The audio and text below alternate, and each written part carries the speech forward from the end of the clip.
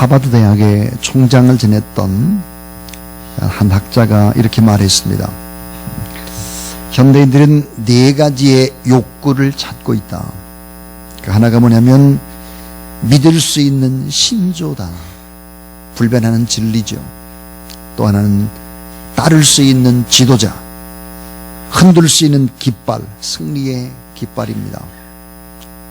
또 즐길 수 있는 노래다 그랬습니다. 이 네 가지의 욕구를 해결하지 못한 현대인들은 굶주린 짐승처럼 행복을 찾아서 헤매고 있다 이렇게 말했습니다. 자, 믿을 수 있는 신조, 따를 수 있는 지도자, 흔들 수 있는 깃발, 즐길 수 있는 노래, 이것을 찾지 못한 현대인들, 굶주린 짐승처럼 행복을 찾아서 헤매고 있다 그랬습니다. 프랑스의 한 젊은이가 마음이 몹시 괴롭고 답답해서 정신과 의사를 찾아갔습니다. 그는 자기 자신이 정서적으로 너무 불안하고 우울 증세가 너무 심하다고 말하고 자기의 모든 삶들을 얘기한 다음에 처방을 물어봤습니다. 의사가 한동안 진찰을 하더니 이렇게 말을 했습니다. 당신의 증세는 모든 것을 단순히 생각하고 복잡한 것은 잊어버리고 근심 걱정은 하지 말고 되도록이면 기뻐하고 웃으면서 살면 치료될 수 있습니다.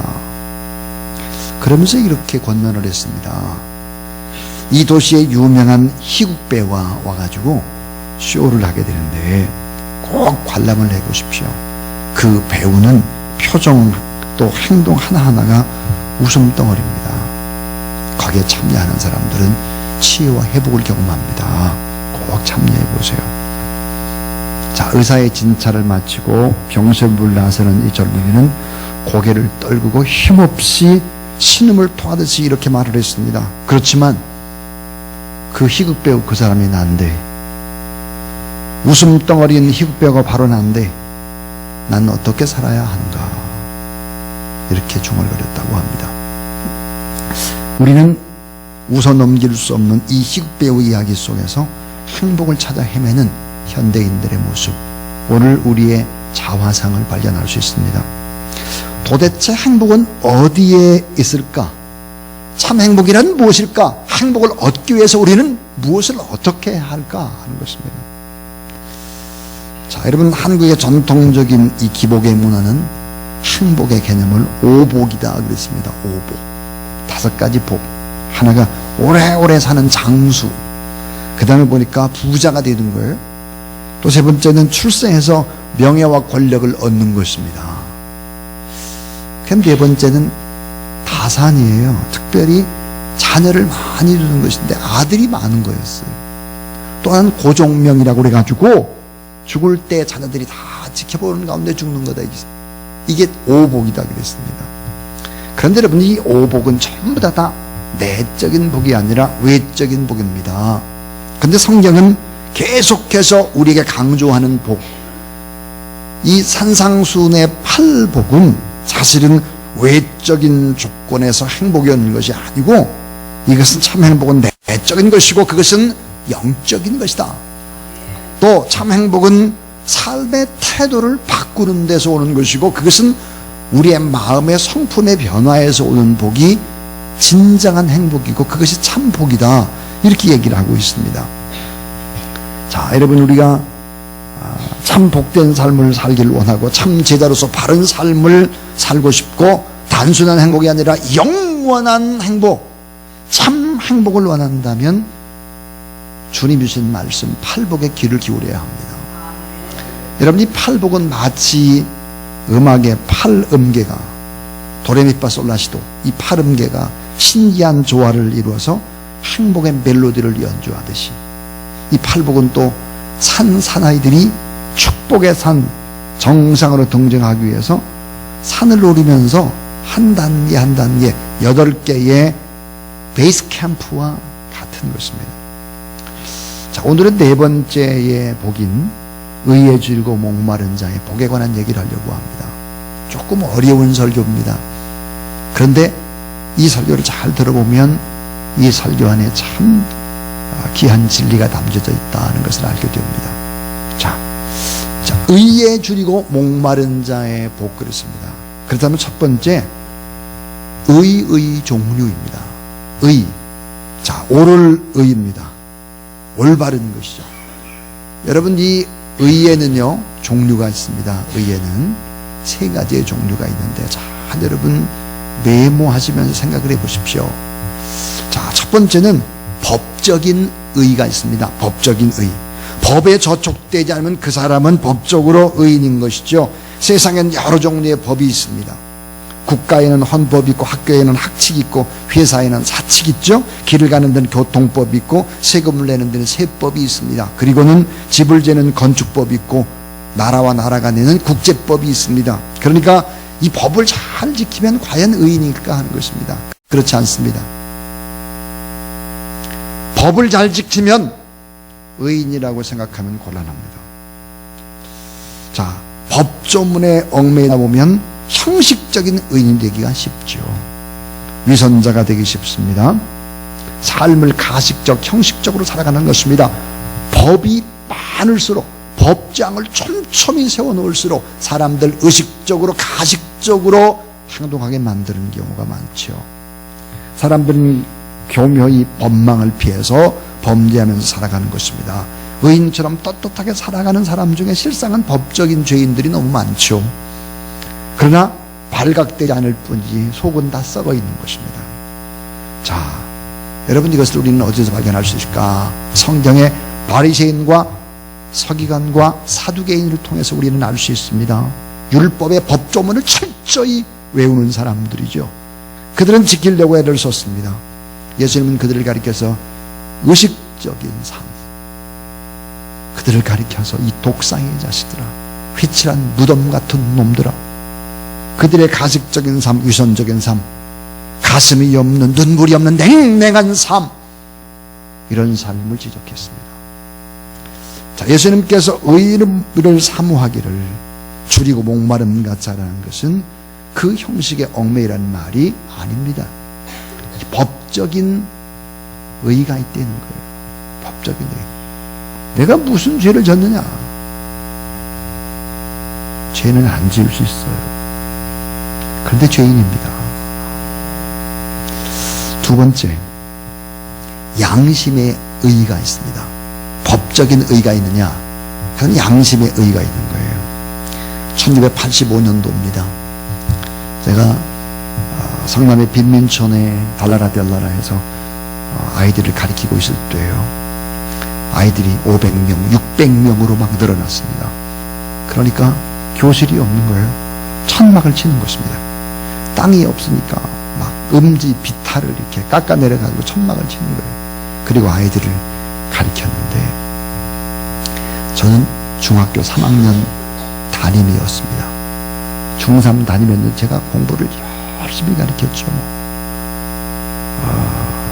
저는 이게 옳다 그러면 그 일을 위해서 그냥 최선을 다하는 스타일이니까요. 야간 아이들을 가르치고는 집에 데리고 와가지고는 라면을 끓여 먹으면서 새벽 1시, 2시까지 중3 아이들을 또 과외하고 가르치고, 그렇게 해가지고 18명이 검정고시 시험을 쳤는데 17명이 합격을 한 거예요. 한 명이 떨어지고요. 그 소문이 난 거예요, 다. 야, 제일 실업 중고등학교 가면은 검정고시에 다 합격한댔더라. 이래가지고는, 성남에 검정고시 학원이 있었는데, 이 학원이 고발을 한 것입니다. 교육청에다가. 교회에서 하는 사설 강습소 위반이다 이거예요. 교회에서 하는 학교가 이렇게 검정고시 이렇게 하고 해가지고, 이거는 분명히 이건 사설 강습소 위반이라고 그래가지고는 결국은 법적으로 고발을 해가지고, 아주 간단하게 설명하면 저하고 교장선생님이 법정에 서게 됐습니다. 수원법정에, 지방법원에. 자, 벌금이 나왔어요. 40만 원이 나왔어요. 여러분, 1985년도에 40만 원이면 엄청난 것입니다. 40만 원 돈도 없을 뿐만 아니라 내가 잘못한 게 뭐냐 이거예요. 이것은 오히려 정부에서 하는 일이고 가난한 사람들 이런 사람들 가리켜서 뭔가 그것도 돈을 받습니까? 돈 받지도 않고 했는데 사설 강수소 위반 혐의라고 걸린 거예요. 그래서 교장 선생님하고 제가 이제 항소를 준비했습니다. 그래가지고 그 주변에 동네 주민들한테 막 항소장을 다 받고 해가지고 항소장을 이따만큼 만들어가지고 수원지방법원에다가 다시 냈죠. 근데 여러분 결과는 그래도 이게 교육청에서 고발을 했기 때문에 무죄가 되기가 어렵다라고 하는 거예요. 벌금이 10만 원 줄었어요. 30만 원. 근데 여러분 하나님 앞에서 30만 원 낼 수도 없지만 너무 억울하잖아요. 너무 억울한 거예요. 그래서 하나님 앞에 예배드리면서 전체 학생들과 함께 기도하고 그렇게 했는데 등기 편지가 하나 날라왔어요. 봤더니 40만 원 소액환이 왔어요. 40만 원. 근데 누가 보냈다는 게 없는 거예요. 그래가지고 저하고 교사님이 다시 보니까 수원 우체국이라고 찍혀 있는 거예요. 지금 수원 우체국을 찾아갔어요. 수원지방법원에 찾아갔죠. 그리고 이 40만 원 보낸 사람이 누구냐? 제가 이렇게 말했어요. 이거 보낸 사람이 빨갱이일 수도 있으니까 밝혀라 이거. 돈이가 못 쓴다 이거. 안 받는다 이거. 그랬더니 거기서 사람을 일러줬어요. 이윤성이었습니다. 이윤성이가 누군가 하면 저희를 재판하던 판사였습니다. 법적으로 법을 때려놓고는요 30만 원 벌금 때려놓고는 미안하니까 40만 원을 보낸 거예요. 이윤성 판사 참 좋은 판사였죠. 그 뒤로 참 좋은 관계성 속에서 이렇게 진행이 되었습니다. 그 뒤로는 법복을 벗었죠 이분이. 그리고는 변호사로서 명동에서 오랫동안 일을 했습니다. 여러분 생각해 보세요. 법적인 의가 있는 거예요. 법적인 의. 법적으로 보면 어때요? 무화과처럼 집을 짓고 애들을 가르쳤으니까 법적으로. 그리고 또 검정고시 학원, 성남고시 검정고시 학원에 애들이 다 막 몰려왔다고요. 우리 학교로. 그러니까 피해를 입은 건 사실이잖아요. 법적으로. 그래서 벌금을 때려놓고 미안하니까요. 판사가 40만 원 보낸 거예요. 여러분 생각해 보세요. 이 40만 원을 받아놓고 아이들 놓고 예배를 드리면서 얼마나 울었는지 모릅니다. 푹푹 울었어요. 자, 법적인 의가 있거든요. 그 다음 또 하나는 양심의 의가 있습니다. 양심의 의. 사람에게 옳다 옳지 않다는 것은 양심이 판단하게 됩니다. 양심이 가르치는 대로 살면 어느 정도입니다.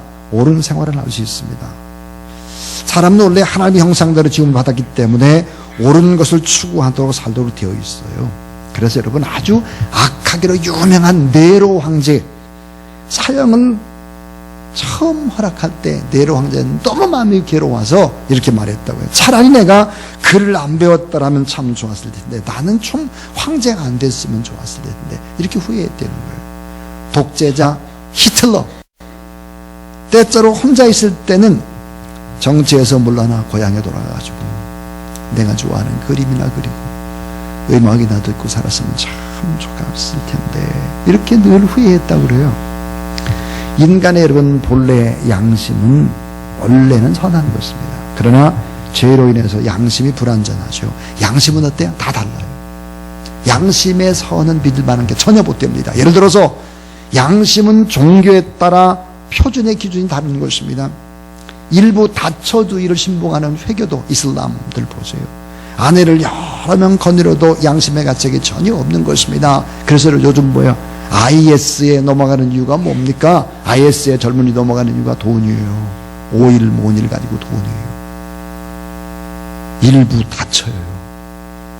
여자들, 예쁜 여자들도 아내로 죽겠다는 거예요. 그리고 장래도 어때요? 보장해 준다는 거예요. 그러니까 IS에 넘어가지는 거죠. 양심의 가책이 없어요. 일반적으로 소를 잡아서 고기로 먹는 것은 죄가 되지 않는데, 힌두교를 신봉하는 인도 사람들에게 여러분 쇠고기를 먹는다라고 하는 것은 이건 엄청난 죄가 됩니다. 자, 유대교를 믿는 유대인들은 돼지고기를 전혀 먹지 않습니다. 먹으면 죄인이에요. 우린 삼겹살 얼마나 잘 먹습니까? 그러니까 이게 어때요? 양심은 종교에 따라 기준이 다 다른 거예요. 양심은 또 민족에 따라 다릅니다. 식인종은요, 사람을 잡아먹어도 양심의 가책이 전혀 없거든요. 또 양심은 또 교양과 문화에 따라 다른 것입니다. 자, 여러분 생각해 보죠. 우리나라에 여러분 이 고구려 시대, 또 이런 시대는 사람이 늙거나 생각하면 광에 버려뒀다가 죽으면 장세지도에 있고, 살아있을 때 어때요? 고려장을 하기도 했고 막 이랬단 말이에요. 시대와 문화에 따라 다른 거예요. 지금 만약에 돌아가시지 않는 어머니를 고려장을 했다, 이거 큰일 날 일이죠. 또 양심은 사상과 주의에 따라도 다른 것이죠. 공산주의 사상은 목적을 위해서는 어때요? 수단과 방법을 가리지 않는다 이거예요. 그런데 민주주의는 그렇습니까? 그리고 특별히 여러분 신앙적인 것은 그렇습니까? 안 그렇죠. 목적이 선하다면 방법과 과정도 선해야 되는 것입니다. 공산주의는 그렇지 않아요. 결과지향주의예요. 그렇다면 어때요? 양심의 의도 옳은 것이 절대로 못 된다는 거예요. 양심의 의도 믿을 만한 것이 못 된다는 것입니다. 자, 의의 종류 두 가지 얘기했습니다. 하나는 법적인 의가 있고, 또 하나는 양심의 의가 있다. 이게 믿을 만한 게 못 돼요. 세 번째 의가 있어요. 따라하세요. 믿음의 의가 있습니다. 자, 믿음의 의가 있습니다. 믿음의 의는 예수 그리스도의 의를 힘입는 것입니다. 인간 자신의 의는 불완전 것이고 그것이 사람을 구원할 수 없기 때문에 예수 그리스도를 믿음으로 말미암아 십자가 그 주님을 믿음으로 말미암아 그리스도의 의가 우리에게 전가되는 것이죠. 우리가 하나님의 심판 앞에 설 때 의롭게 인정함을 받고 구원을 받는 것은 예수 그리스도 나의 죄와 나의 허물을 짊어지고 십자가에 달려 죽은 것을 믿는 믿음으로 내가 의로워지는 것이다. 나는 십자가를 바라볼 때 죄인인데 주님 때문에 의롭게 되는 것이다. 이 믿음의 의가 있는 거죠. 그래서 의에는 종류가 있어요. 법으로 실수하지 않는 법의 의가 있고요, 양심의 의가 있어요. 믿을 만한 게 못 돼요. 이게 믿음의 의가 있다는 거예요. 이런 의. 자, 그래서 의의 종류에 대한 부분들을 얘기 나눴고, 그 다음 두 번째는 의에 줄이고 목마른 자는 누구일까 하는 것입니다. 자, 의에 줄이고 목마른 자는 누구일까 하는 거예요. 의에 줄이고 목마르다라고 하는 것은 무엇을 의미하나? 따라하세요. 영적으로 건강한 사람. 의에 줄이고 목마르다라고 하는 것은 영적으로 건강하다는 것을 의미합니다. 말튼 루터가 어느 날 아침에 빵을 먹는데 자기 옆에 개가 앉아 있는 거예요. 그래서 이 개는 루터의 손이 올라가면 이 개가 눈을 위로 뜨는 거예요. 루터의 손이 밑으로 내려오면은 그 빵 한 조각을 먹고 싶어서 이 개도 또 밑으로 향하는 거예요. 빵 한 조각에 따라서 눈과 몸이 개가 움직이는 거예요. 자, 그래서 그는 개에게 빵 한 조각을 주고 나서 말틴 루터는 이렇게 기도를 했다고 합니다. 하나님이여, 저 개가 주인의 손에 쥔 빵이 있는 곳을 향하듯이 이 종의 눈을 주님께로 고정시켜 주시기를 원합니다. 주님의 손에 있는 생명의 떡을 향하게 해주시고 이 종이 이 눈을 헛하는 데 팔지 않고 온전히 주님만 바라보는 눈이 될 수 있도록 하나님, 저 개가 나의 손을 바라보다 내가 주님만 고정하며 바라볼 수 있도록 도와주십시오. 이렇게 말틴 루터가 기도했다고 합니다. 사실 여러분, 몸이 건강한 사람들이 식욕이 있는 것이죠. 몸이 약한 사람은 어때요? 밥을 안 먹어도 배가 고프지 않아요. 몇 끼를 굶어도 먹고 싶은 마음이 없는 거죠. 이 사람은 어때요? 병자입니다. 영적 세계도 마찬가지예요. 영적으로 건강한 사람들은 어때요? 식욕이 왕성해요. 말씀을 사모합니다. 말씀을 기다립니다. 설교를 기울이죠. 주일 낮 예배 때 졸지 않아요.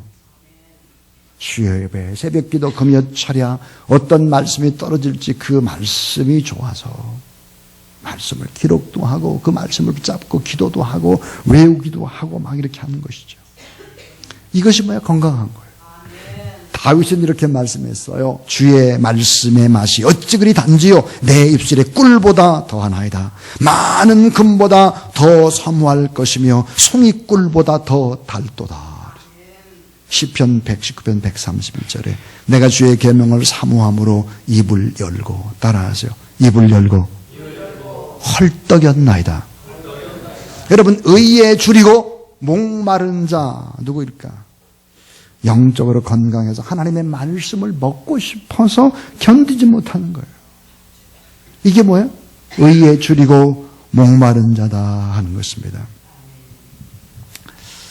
자, 여러분, 영적으로 정말 배가 고픈지, 의에 줄이고 목마른 그런 사람인지 스스로를 돌아봐야 할 것입니다. 또 하나, 여러분, 의에 줄이고 목마른 사람은 누구일까 하는 거예요. 아주 중요한 얘기인데, 그것은 따라서 선한 행동으로는 의롭게 될 수 없음을 깨닫는 자. 선한 행동으로는, 나의 선한 행동으로 내가 결코 의롭게 될 수 없다는 것을 깨닫는 거예요. 이게 의에 줄이고 목마른 자입니다.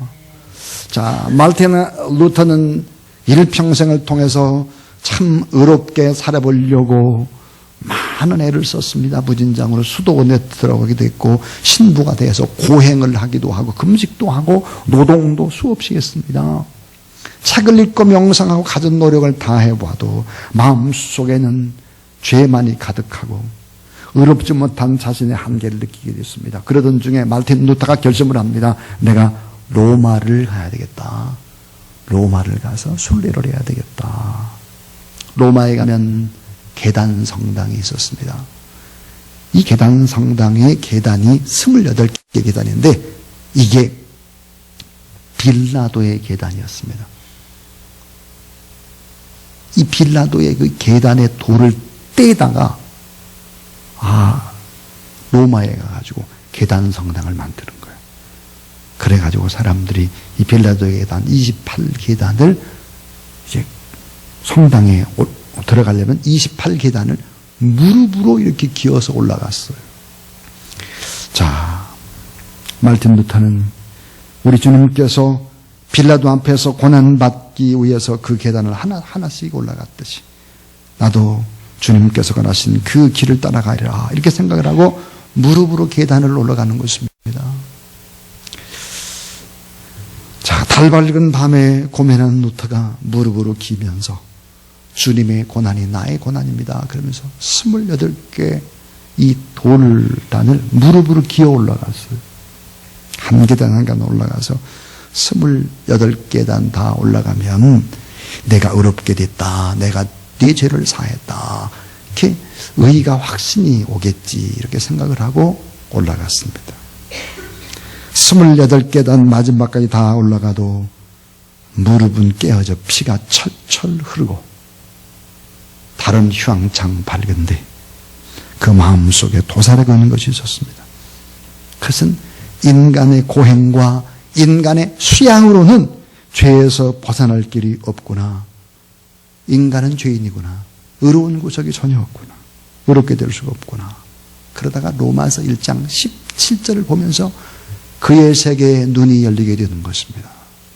로마서 1장 17절 따라와서 복음에는 하나님의 의가 나타나서 믿음으로 믿음에 이르게 하나니 기록된 바 오직 의인은 믿음으로 말미암아 살리라. 자, 복음에는 하나님의 의가 나타났다.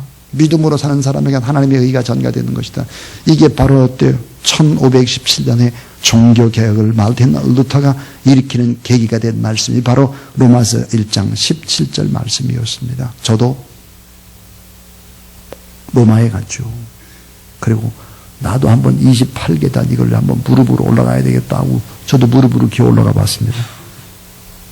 그랬더니 저는 피가 안 나더라고요.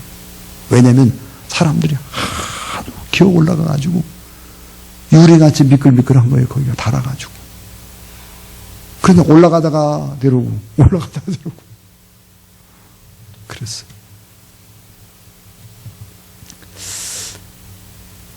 의에 줄이고 목마른 자가 누굴까 하는 것입니다. 영적으로 건강한 자예요. 또 하나는 선한 행동으로는 의롭게 될 수 없음을 깨닫는 자예요. 인간은 도덕으로 의로워질 수가 없습니다. 교육으로 의로워질 수가 없어요. 자, 철학으로, 법으로 인간은 의롭게 되는 것이 아니에요.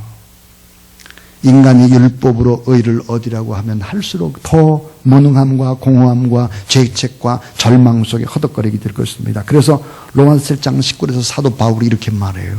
내가 원하는 바 선은 행하지 아니하고 도리어 원치 아니하는 바 악을 행하는도다. 오라 나는 곤고한 사람이로다. 이 사망의 몸에서 누가 나를 건져내랴 그랬습니다. 그 로마서 3장 20절에 바울은 또 이런 고백을 얘기하죠. 그러므로 율법의 행위로 그의 앞에 의롭다 하심을 얻을 육체가 없나니 따라하세요. 율법으로는 죄를 깨달음이라. 그렇습니다. 율법으로는 죄를 깨닫게 할 뿐이지 죄 문제를 해결해 주지 못한다는 거죠.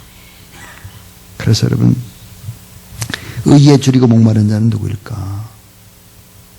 마지막 세 번째는 이거예요. 따라하세요. 세상적인 것에 만족하지 않는 사람. 그렇습니다. 파스칼은 이렇게 말했습니다. 하나님이 모든 사람의 마음속에 비워둔 공백이 있다. 이 공백에 예수 그리스도를 모시기 전까지는 그 어떤 공허를 메꿀 길이 없다 그랬습니다. 공허를 메꿀 길이 없다. 좋은 집도, 좋은 직장도, 좋은 환경도, 자녀들의 성공도, 세상의 명예와 권력도 뻥 뚫려 있는 그 공간을 메울 수는 없다. 인간은 그래서 공허하다 하는 거예요. 왜요? 영적인 존재이기 때문에 영적으로 체험을 받아야 되고 그 뻥 뚫린 공간을 예수 그리스도가 채워야 온전한 사람이 되는 것입니다.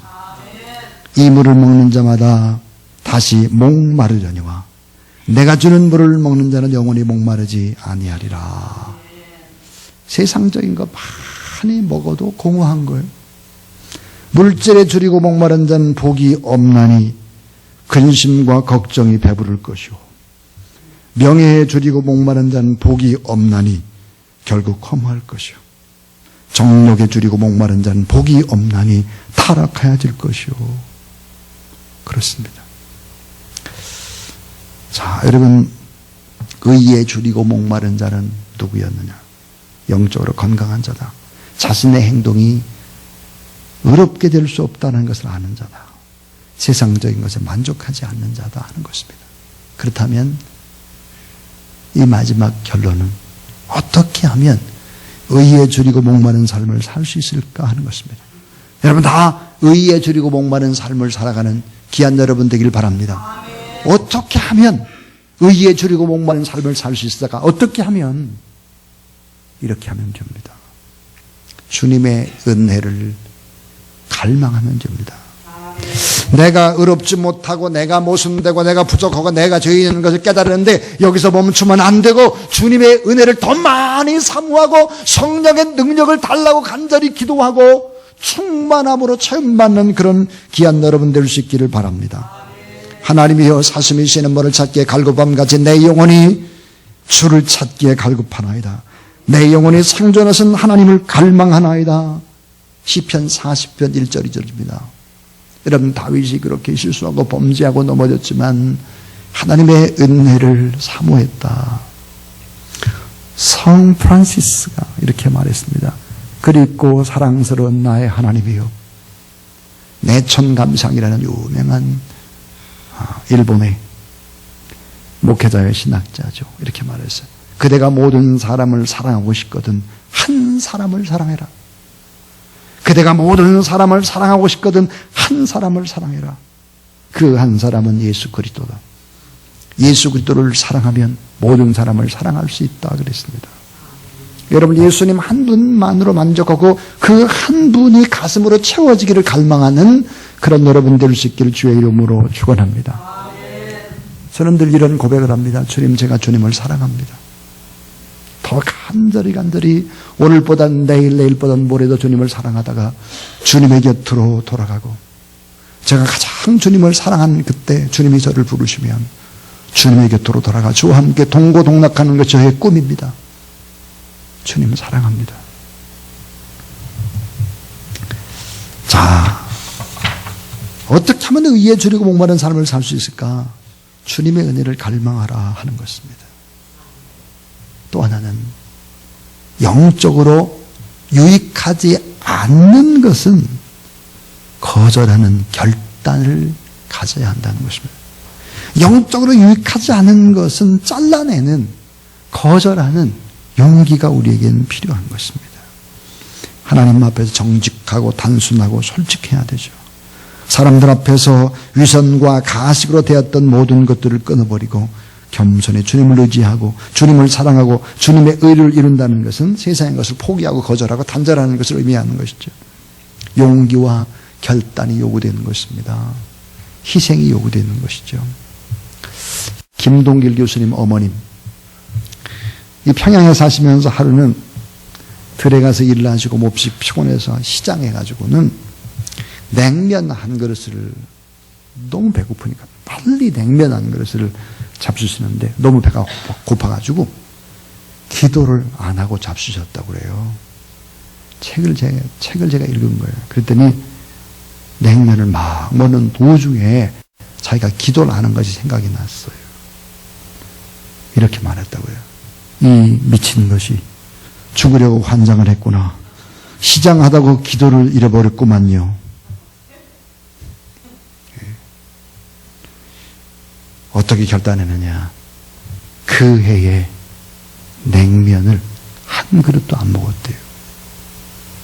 그 해에 냉면을 한 그릇도 안 먹었대요. 자기가 좋아하는 냉면 안 먹는 거예요. 불의한 행동을 끊어버리겠다는 결단이겠죠. 이런 결단이 저와 여러분 우리에게 있게 되기를 주의 이름으로 축원합니다. 또 하나는 따라하자. 바른 가치관을 가져야 한다. 주님께 우선순위를 두는 가치관이 필요합니다. 창세기 25장에 보면 사냥하고 돌아온 에서는 배가 너무 고팠습니다. 이때 동생 야곱이 팥죽을 끓이고 있었죠. 에서는 팥죽 한 그릇을 얻어먹기 위해서 장자의 직분을 다 동생에게 팔아버립니다. 넘겨줘 버렸죠. 그 결과로 장남이 받을 하나님의 축복을 상실하고 말한 것입니다. 그런데 비해서 야곱은 어땠나? 야곱은 당장 먹는 것보다는 하나님의 축복을 기대하고 축복을 바라보는 가치관을 가지고 있었다 하는 것입니다. 그래서 결국은 이스라엘 민족의 12지파의 소중한 조상이 되는 것이죠. 모세를 보십시오.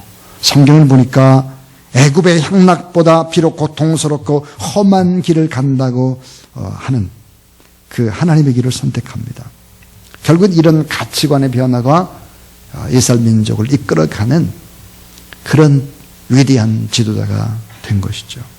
그러니까 내가 원하는 것보다 하나님이 원하는 것을 먼저 가치로 옮기는 그런 여러분 되길 주의 이름으로 축원합니다. 세계에서 가장 많이 애창하고 있는 찬송가 가운데 한 곡이 있다면 549장일 겁니다. 내 주의 뜻대로 행하시옵소서. 내 주의 뜻대로.